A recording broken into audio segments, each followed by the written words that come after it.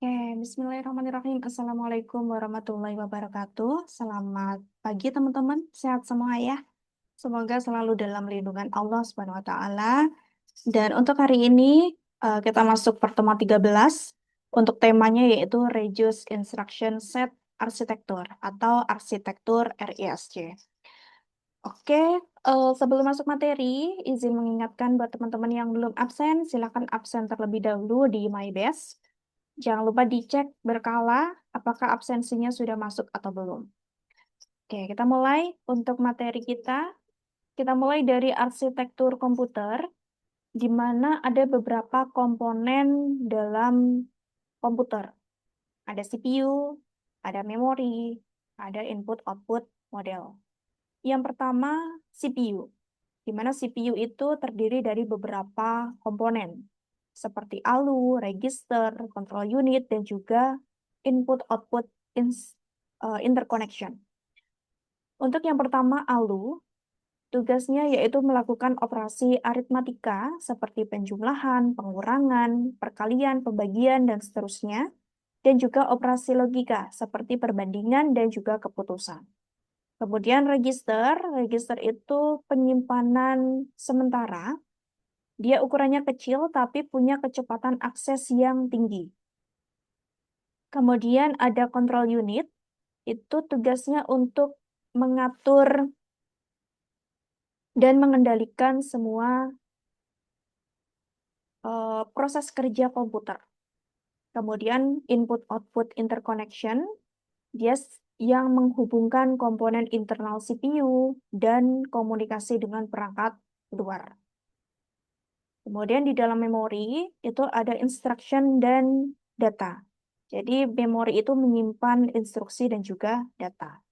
Kemudian di dalam input-output model itu ada buffer. Dia untuk menyimpan sementara dari proses input dan juga outputnya tadi. Selanjutnya, di dalam register, jadi di dalam register ini itu ada 4 alamat dan juga buffer. Yang pertama, MAR, Memory Address Register.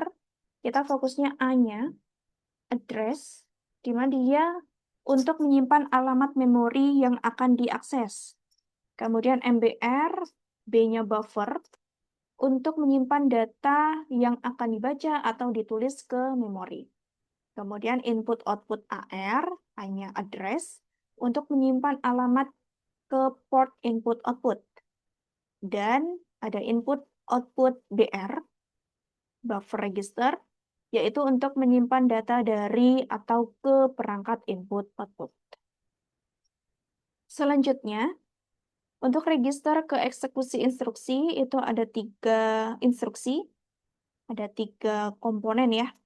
Yang pertama, PC atau program counter, dia yang menunjukkan alamat instruksi berikutnya. Kemudian ada IR, instruction register, untuk menyimpan instruksi yang sedang dijalankan.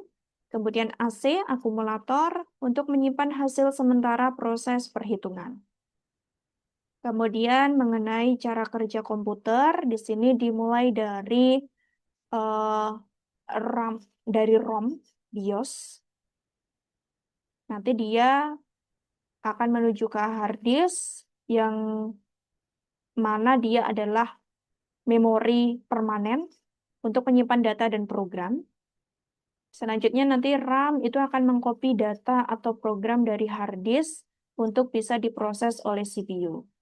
Nah, sebelum RAM itu mengirim data atau program ke CPU, nanti akan di copy dulu ke cache untuk mengatasi kesenjangan kecepatan antara CPU dengan memori. Karena CPU itu kan kecepatannya sangat tinggi, sedangkan RAM itu eh, kecepatannya rendah ya. Sehingga butuh cache untuk menyamakan kecepatannya. Selanjutnya nanti CPU itu akan melakukan komunikasi dengan modul input-output. Kalau inputan itu nanti sudah ada datanya, dia akan menerima input.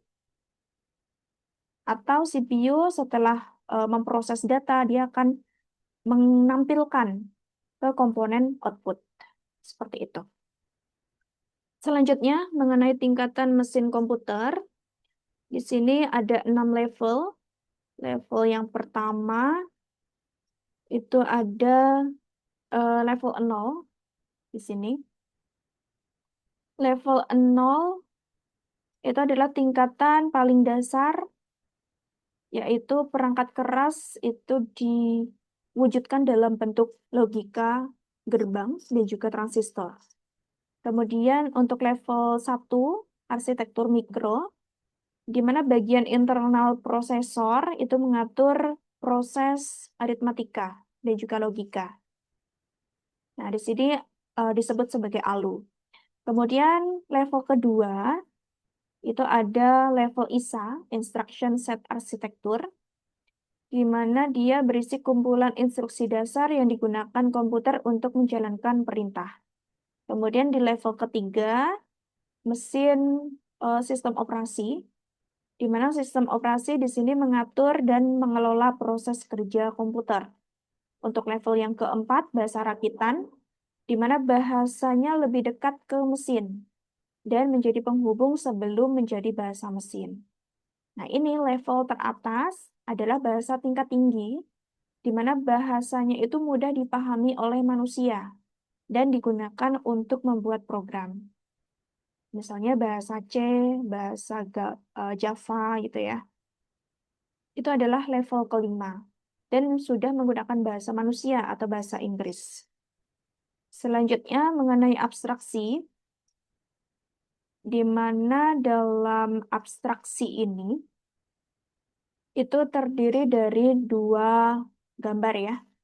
Gambar yang sebelah kiri itu adalah tingkatan abstraksi komputer, di mana komputer itu bekerja dalam beberapa lapisan. Mulai dari lapisan yang paling dekat dengan pengguna, itu yang paling atas, dan lapisan yang paling dekat dengan hardware. Nah, kita mulai dari application. Application itu adalah program yang digunakan oleh user ya. Jadi dia memang paling dekat dengan user. Kemudian ada operating system atau sistem operasi. Dia mengatur sumber daya komputer dan sebagai penghubung antara aplikasi dengan perangkat keras. Kemudian ada compiler dan assembler itu untuk mengubah bahasa program menjadi instruksi yang dipahami oleh komputer. Kemudian ada ISA. ISA tadi itu di level kedua ya teman-teman ya. ISA atau Instruction Set Architecture itu adalah aturan komunikasi antara software dengan hardware. Jadi yang dilengkari ini adalah ISA. Kemudian hardware itu terdiri dari ini, prosesor, kemudian memori, input-output system, di mana dia adalah hardware. Prosesor itu CPU untuk memproses data, memori untuk menyimpan data, input-output system sebagai input dan outputnya. Kemudian lapisan paling bawah itu adalah ada di pad, data pad dan control. Kemudian ada digital design, circuit design, dan transistor. Dia menjalankan operasi secara fisik karena paling dekat dengan hardware. Jadi intinya semakin ke atas itu semakin dekat dengan pengguna, sedangkan semakin ke bawah itu semakin dekat dengan perangkat keras. Kemudian yang sebelah kanan itu adalah gambar proses penerjemahan program, di mana menjelaskan bagaimana kode itu ditulis programmer. Kode-kode seperti ini ya, itu kan ditulis oleh programmer yang nantinya akan dijalankan oleh komputer. Di mana alurnya di sini bahasa tingkat tinggi, ada bahasa C, ada bahasa Java, dan lain sebagainya, itu nanti di compiler ke bahasa assembly. Nah, bahasa assembly seperti ini, kemudian nanti di assembler ke bahasa mesin. Bahasa mesin itu adalah kumpulan bilangan biner 0 dan 1 seperti ini. Ini ada artinya ya. Jadi tidak sembarang kita menulis 0 1, tapi ada artinya. Dan ini hanya bisa dibaca oleh mesin. Sehingga yang tadi kode-kode ditulis oleh programmer dari bahasa tingkat tinggi, bahasa manusia, itu nanti diterjemahkan ke bahasa mesin menjadi angka-angka atau kumpulan angka seperti ini. Jadi kesimpulannya, gambar abstraksi ini, itu menunjukkan program yang ditulis manusia itu tidak langsung bisa dipahami oleh komputer, sehingga butuh diterjemahkan. Dan proses penerjemahannya itu bertahap, dari bahasa tingkat tinggi, bahasa assembly, bahasa mesin, baru bisa diproses oleh CPU.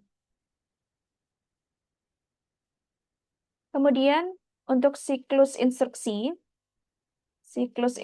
di sini itu ada beberapa tahap.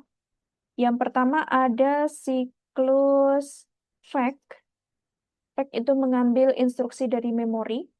Kemudian ada decode, menerjemahkan instruksinya. Kemudian membaca alamat efektif jika diperlukan. Kemudian proses eksekusi. Kemudian nanti PC itu akan menambah, PC itu akan menghitung instruksi selanjutnya dilakukan oleh program counter.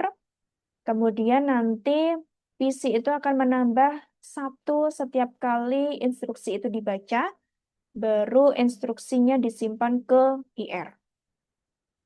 Nah, dari siklus ini itu ada 7 tahapan ya. Ada 7 tahap eh, ins- eh, ada 7 tahap instruksi yang dilakukan oleh CPU. Kemudian untuk sejarah RISC, di mana dimulai dari tahun 74, konsep RISC ini mulai dikenalkan oleh John Cook, peneliti dari IBM New York. Yang melatar belakangi penelitian ini adalah karena adanya penelitian yang menunjukkan bahwa 20% instruksi itu digunakan untuk menjalankan 80% pekerjaan prosesor. Sehingga butuh banyak waktu ya untuk mengerjakannya. Sehingga tujuan RISC ini dikembangkan yaitu untuk menyederhanakan proses eksekusi sehingga lebih cepat dan juga lebih efisien. Kemudian di era 80-an itu konsep RISC mulai diterapkan untuk komputer dan prosesor modern dan dipopulerkan oleh David Peterson, yaitu pengajar pada Universitas of California di Amerika. Dan saat ini arsitektur RISC itu sudah digunakan untuk prosesor modern seperti ARM Advanced RISC Machine. Kenapa? Karena beberapa sistemnya sudah berkinerja tinggi. Selanjutnya, mengenai arsitektur RISC, karena teknologi RISC itu kan relatif baru dibanding teknologi lain, sehingga terjadi perdebatan dalam menggunakan RISC dan CISC. Karena pendapat-pendapat itu membahas kekurangan antara RISC dan CISC. Nah, alasan pertama adalah adanya penyederhanaan compiler, di mana compiler itu tujuannya atau tugasnya untuk menghasilkan rangkaian instruksi mesin bagi semua pernyataan high level language atau bahasa tingkat tinggi. Nah, apabila ada instruksi mesin yang menyerupai HLL, maka tugas compiler adalah untuk menyederhanakannya. Yang disederhanakan apa? Yaitu ukuran kodenya, kemudian hitungan eksekusi instruksi, dan juga untuk meningkatkan pipeline-nya. Nah, selanjutnya mengenai pipeline. Pipeline itu adalah suatu konsep di mana dari sekian banyak siklus, ya, siklus instruksi ini kan ada 7. Nah, ini nanti akan dipecah atau dibagi menjadi beberapa tahap. Itu adalah pipeline. Sehingga nanti dalam eksekusinya itu bisa berjalan paralel dan meningkatkan performa.